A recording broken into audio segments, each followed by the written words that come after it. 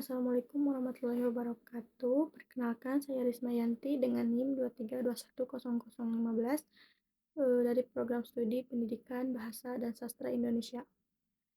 Pada kali ini, saya akan membahas mengenai pengaruh bahasa gaul terhadap bahasa Indonesia di kalangan remaja. Di era digital seperti ini, sekarang bahasa gaul sudah menjadi bagian dari kehidupan sehari-hari. Kita sering mendengar kata-kata seperti besti, anjay, healing, spill, dan masih banyak lagi. Terutama di media sosial, penggunaan bahasa gaul memang terasa lebih santai dan mengikuti tren, tetapi tanpa disadari hal tersebut juga memberikan pengaruh terhadap penggunaan bahasa di Indonesia. Oleh karena itu, pada video ini saya akan menjelaskan pengertian bahasa gaul, dampak positif dan negatifnya, serta bagaimana cara menyikapinya dengan bijak. Yang pertama, pengertian bahasa gaul.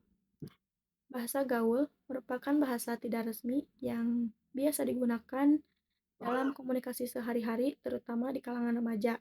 Bahasa ini berkembang mengikuti zaman, lingkungan, pergaulan, serta pengaruh media sosial. Bahasa gaul biasanya digunakan untuk menciptakan suasana yang lebih santai, akrab, dan tidak kaku. Oleh sebab itu, bahasa gaul lebih sering digunakan saat berbicara dengan teman dibandingkan dalam situasi formal.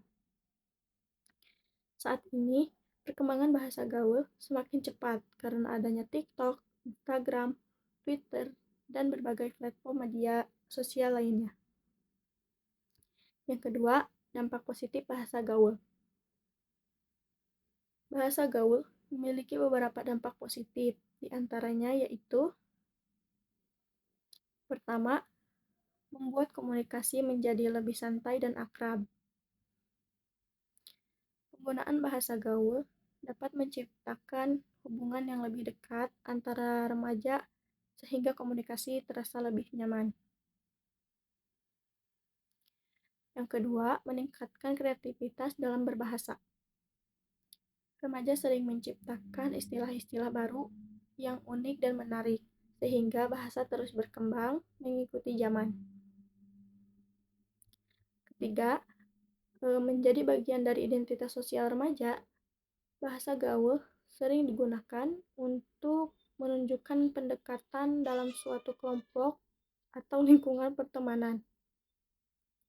Yang keempat, dampak negatif bahasa gaul.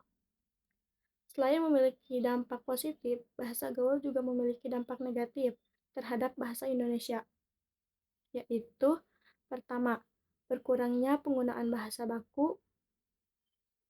Banyak remaja yang terbiasa menggunakan bahasa gaul, sehingga kesulitan menggunakan bahasa Indonesia yang baik dan benar dalam situasi resmi. Yang kedua, menurunkan kemampuan menulis formal. Contohnya, masih banyak siswa atau mahasiswa yang menggunakan singkatan dan bahasa tidak baku dalam tugas sekolah maupun perkuliahan. Ketiga, dapat mengurangi rasa bangga terhadap bahasa Indonesia. Jika penggunaan bahasa gaul lebih dominan dibanding bahasa baku, maka bahasa Indonesia bisa semakin kurang diperhatikan oleh generasi muda. Yang keempat, cara menyikapi bahasa gaul dengan bijak. Sebagai generasi muda, kita tidak harus sepenuhnya menghindari bahasa gaul, namun kita harus mampu menggunakan bahasa sesuai tempat dan situasi.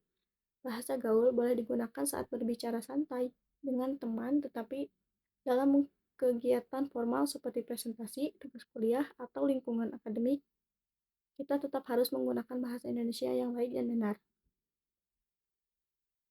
Selain itu, kita juga perlu meningkatkan minat membaca dan belajar bahasa Indonesia agar kemampuan berbahasa tetap terjaga. Nah, kesimpulannya, bahasa gaul memiliki pengaruh positif dan negatif terhadap bahasa Indonesia.